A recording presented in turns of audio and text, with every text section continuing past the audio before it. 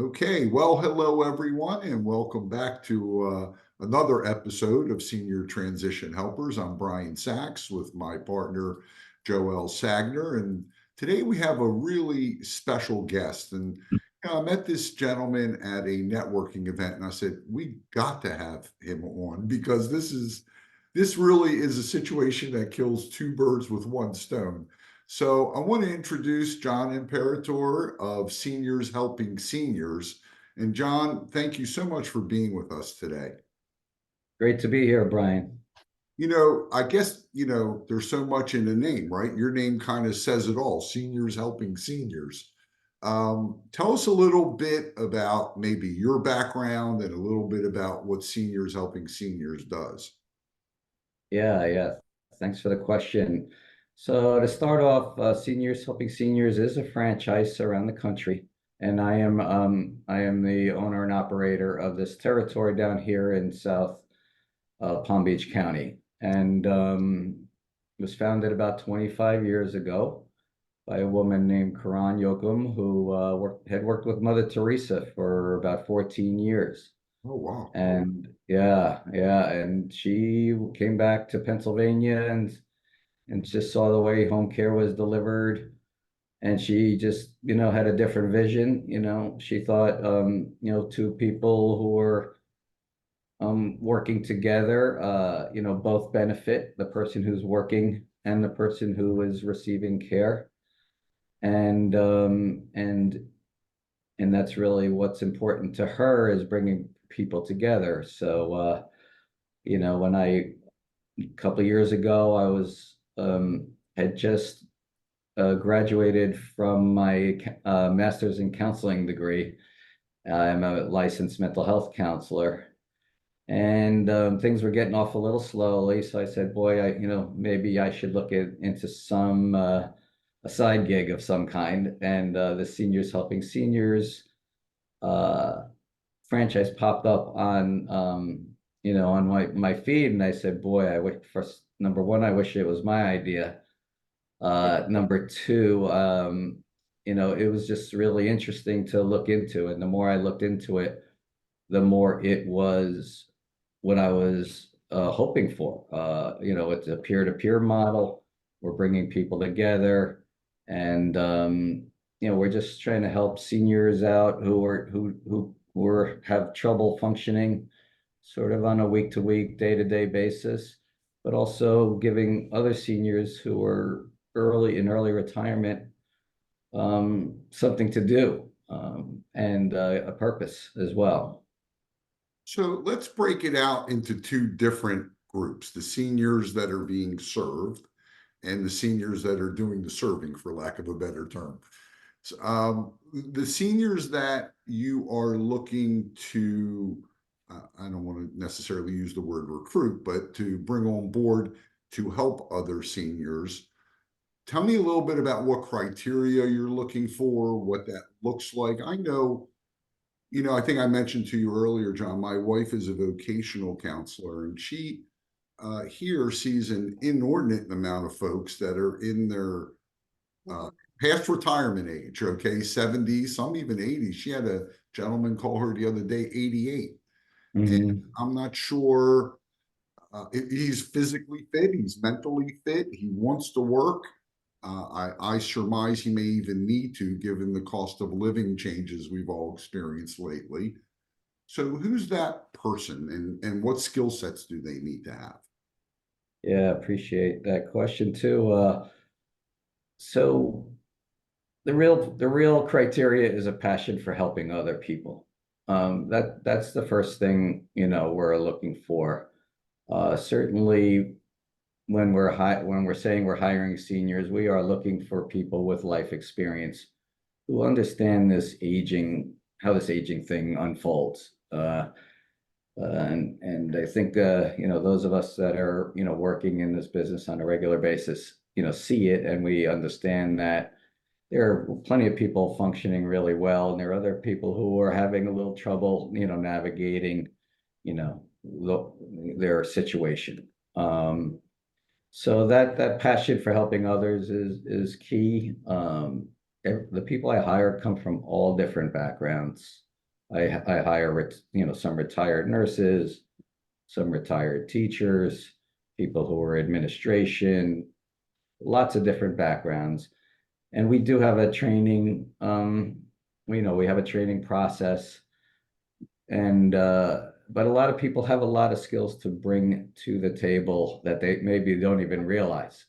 You may have helped their parents, in a variety of ways, running over there every weekend, making sure that their situation is safe and sound and their needs are getting met. They don't realize what they have to bring to the job. So I remind them that you've probably done a lot of these things already, but there is a specific way to work with, seniors and people who are going through different circumstances. And so we do some training with that.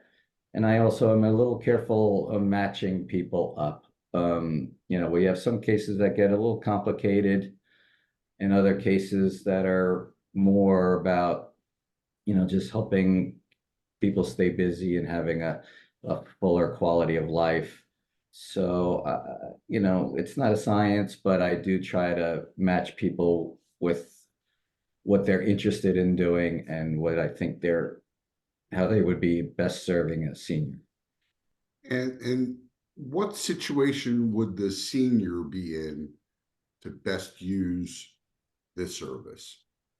Yeah. So what I try to do to explain that is explain what we're not. Right. It's a little bit of a backwards approach because a lot of people are familiar with home care, and maybe people get discharged from the hospital, and when you're discharged from the hospital in certain circumstances, you can't shower for yourself, and going to the bathroom, these things called activities of daily living are just sort of impossible for the seniors to do on their own in those cases. So that's hands-on help, and maybe some nursing is required in those situations. We are not licensed or qualified to do those types of things. So that's what we don't do. But to your point, people are just, maybe the family's noticing that, mom or dad are withdrawing from some activities that they used to be doing, or they come visit down to Florida here and they see the home is not as put together as it usually is. And these little, red flags maybe are popping up. And it doesn't mean somebody needs to go from 0 to 100 and get, all, 7 days of service and somebody to watch over them every second. They just need a sort of a little help to bridge them through their days and weeks. And that's a typical case. We help with, the brochure says we help with shopping, and we help with meal preparation, and we help with getting people to appointments and some lighthouse work. But, there's other things that may come up. Some people become more of a fall risk, as maybe it's due to a change in medications, or just I don't know, a period that they're going through, and maybe some cognitive decline. And again, they can still take care of themselves, but a little help will make it all work a lot better. So they're Is not there going a to, list? I'm sorry, Brian. I was just curious if there's a list of like the scope of care. Like you mentioned that help with shopping. Your people drive them to go shopping, or they get a list and they go pick it up. How do some of these things work specifically? Yeah, yeah. Well, that's a good question. Everything is dependent on the person that we're helping, for sure. We have a lot of learning to do, because really don't know who we're helping. Even, we usually get a lot of information from family and some recommendations, but when we go to help somebody, mom or dad, the person we're helping, they're the boss. This is their life we're going into. And so they like to do things a certain way, so we follow that script to some extent and try to help them. But since we are a peer-to-peer model, our strength is that it's kind of easier for us to form a relationship. My joke is, like, when I have a younger daughter, and she does enjoy my company until another 12-year-old comes into the room, and then I'm not so important anymore for that time period. So it's a little bit of the same concept, but we're also trying to encourage people to stay active. That's a big missing piece is this a couple things, the loneliness factor, the inactivity, people withdrawing from activities. For whatever reason, that starts to happen. And it really doesn't have to be that way. And we're not there. We can't necessarily change that, but maybe we can engage in a way to, help people stay active. So to go to Publix for us may seem like a headache. Oh, I got to wait online. I got to rush through it and get back to my job. With seniors, it's a full activity. It can be a social component with the companion. You're moving your body, you're making decisions, you're advocating for yourself, choosing what you like and dislike. And on this, that's a real healthy activity, frankly. So Yeah. ideally we would go together, but in certain cases we would just, do what we're asked to do. Yeah, I like that. So my background is in social work. So it's you're meeting the clients where they are, which is wonderful. Instead of Yeah. fitting your model to them to your model, you're fitting your model to what their needs are, which is a wonderful thing. Yeah, thanks. And that's the training. People come here with a big heart and they're ready to help. Like, I'm going to do everything for this person. I go, hold on, we don't want to create a helpless person here. We're here to, you know, they're living their life, and we're going, we're just trying to be a part of a solution here. And And so, enhance. yeah, to your point, we have to meet them, and sometimes that requires us to just hold our breath for a moment and let things play out and see where we can really fit in. Well, I know the dynamic's going to be very, very different when you're speaking to a peer versus a skilled professional, if that's ever needed down the road, versus your kids. I'll tell you an interesting story. I put my mother in a senior living community. This is back in 2004. And every day she would tell me how miserable she was. She was home alone. My father had passed away. And she every day, horrible. I think they did everything but beat her in there, according to her, right? Mhm. And this was every day. And meanwhile, if I would sneak in there, I would see her going to a program, singing with the guy playing the piano, talking to people she met, that were her peers. So it was a completely different dynamic. She wanted, I guess me to think that I'd done some horrific thing, to her. But in the reality, she wasn't alone in a house and she was enjoying her life. And the dynamic she would have had with the peer helping her out at home would have been, really, I think, just what she needed. But I wasn't aware of you at that time. So, that's it's such a great need. Tell us, do you have any success stories you want to share? Maybe I know I'm catching you off guard here, John, but Yeah, any no, that like you think are just a major, sounds to me like the whole program is a success story, but Mm. yeah, I mean it definitely comes with challenges, and but there are some, really nice stories that evolve. We've had people who again, I'm just making a match, based on my own criteria. And then I get a call after the third day and I go, do you know that we grew up down the same block in New York, and things of that nature happen. And, we shopped at the same store, and just, sometimes those little things are, really helpful at, getting that relationship bond, going. it's a new Um, friend, really. It's a new friend and someone for them to confide in. Of yeah. you, But there's a couple stories. Like one gentleman, he was getting very good home care from an aide, but he was finding the daughter was noticing that he was getting, irritable during the day, and it was a long day. And I called her and she's like, well, what do you do? And I explained it. And she goes, well, do you have any gentlemen on staff? I go, I do happen to have a few gentlemen on staff. And she said, do any of them play pool or ping pong? And I said, I don't know. But I called, a couple of companions. I said, do you play pool or ping pong? They said, I'm not very good, but I want to learn. I'm happy to learn. Sounds like fun.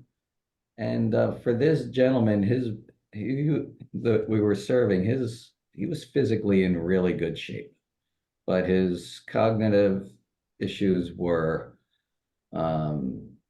making things difficult for him, and the idle time was his worst enemy. So, we just went in there and we started just keeping him busy, like from morning to the afternoon. And I would get a call like we played pool for 3 hours, we had lunch, and then we played ping pong for 2 hours, and my companion was pooped. And but that worked for him, and it's been working for him for now like over 2 years. Um, and it's shifted a decent amount, but that's the fundamental piece there that we are getting in there, and we're just finding creative ways to engage, make sure he's staying engaged. Idea, it's not perfect, but he does sleep a little better than he used to. And again, he doesn't get irritable because he used to go through mail looking for his bank statements, and that was his like real focus. And over time we were able to take that focus away. So, that was the engagement part, which again, I'm very biased. I think that's the meal ticket here for a lot of people, is to just remind themselves what they can do and help them do it. What's the frequency, John, typically? Is there any average or it just depends?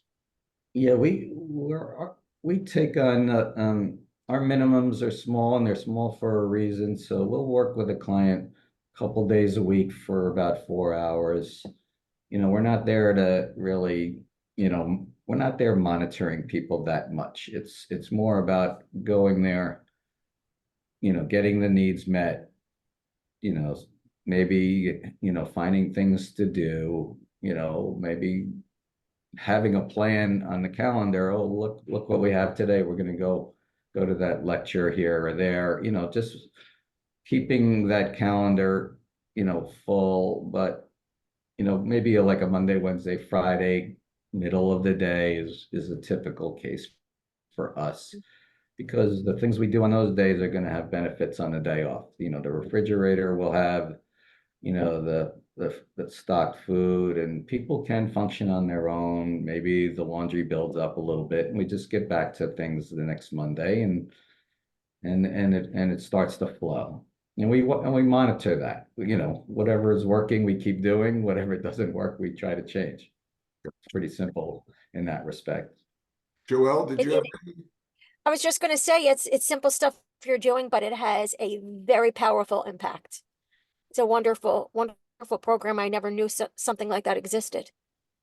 Yeah, yeah, thanks. And it's like I said, the peer-to-peer part is really nice, and coming from social work and mental health, this is just, this is sort of can be a prevention model on some level, just staying active, because there's real research out there on how the health is impacted by inactivity and isolation and things like that. And like I said, we don't have to take over anybody's life, but we can, just make it a little bit, more enjoyable, and give them a sense of, that they can stay independent in the way they're at right now. Back to Brian's point, you can be, stay in the home, place where you're comfortable, where you know your neighbors and things of that nature. So if they wanted to reach you, if any of our listeners want to visit your website or give you a call on either side, right? You want to be the senior helper or the senior being helped. How do they get to you, John? Yeah, so we have our website, DelrayBoynton.com. SHS stands for Seniors Helping Seniors. For people who are looking for a position as a companion, we have a pretty active Facebook page. So look us up on Facebook, Seniors Helping Seniors, DelrayBoynton.com. We do serve a certain territory here, and we don't go outside of it. So we're not traveling very far usually to go meet our clients and things of that nature. And so, yeah, that's the best way to reach me. I mean, I'm always here at my office. 561-572-9737 is our phone number. And yeah, those are the best ways to reach me. Well, I can't thank you enough. I really think more people need to know about this, because this is such a unique, wonderful niche, and the right situation, again, both on both sides. It's a perfect match, and I know that many of our listeners hopefully will be contacting you. Joelle, you have anything to say in closing? I just wanted to say thank you. I think this is fabulous, and I couldn't agree more that more people need to know about this, because I know there are people that are in need that don't know that this exists. I agree. There's a lot of need out there. And, I think the earlier people can get started, the better for everybody. And you guys, thanks so much for this opportunity to educate people, because yeah, I spend a lot of time trying to do that. And Right. this makes it really helpful. So thank you. Super. Welcome. All right. Thank you. Back next week, and we thank everyone for being here. And John, thank you for being a great, great guest. And Joelle, we'll talk to you. And if anyone has any questions for us, you can look right below. We're always welcoming your comments. And if you want to get our free book, Understanding How to Finance Senior Care, we'll leave the website address at the bottom, seniortransitionhelpers.com. Thank you, everyone. Thank you.